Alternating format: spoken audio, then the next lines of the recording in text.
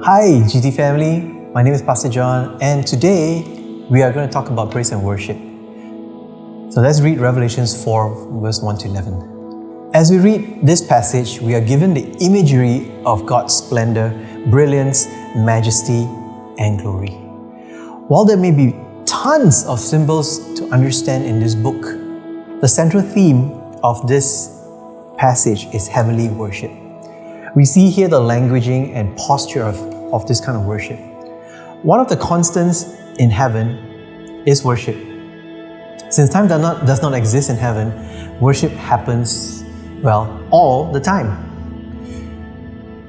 Worship is addressed to the one who sits on the throne, who is Yahweh, the Lord God Almighty. And what is declared of God is His holiness, glory, honor, and power. His omnipresence is across all time and space, and His will. How would you compare heavenly worship to earthly worship?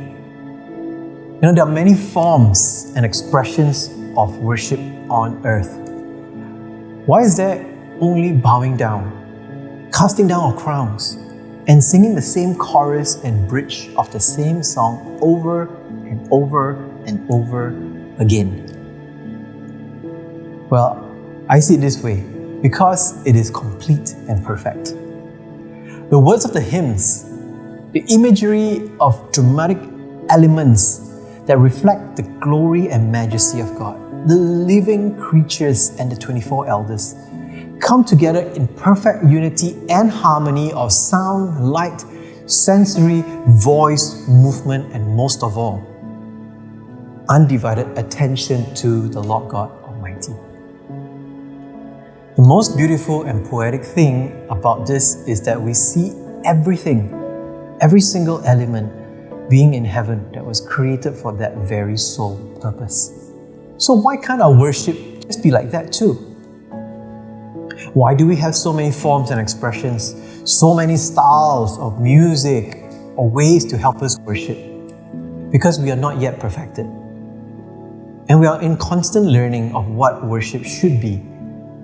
And until we are in heaven, until that day we get to heaven, we will always keep learning on how to worship God. May I encourage you today that when you worship God, don't just worship when it's convenient or when you're in church.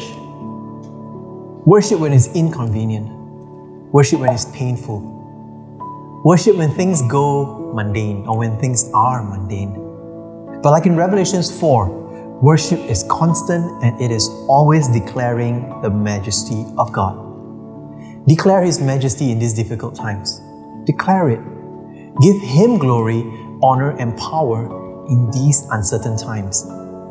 Because no matter what happens, nothing is beyond His will.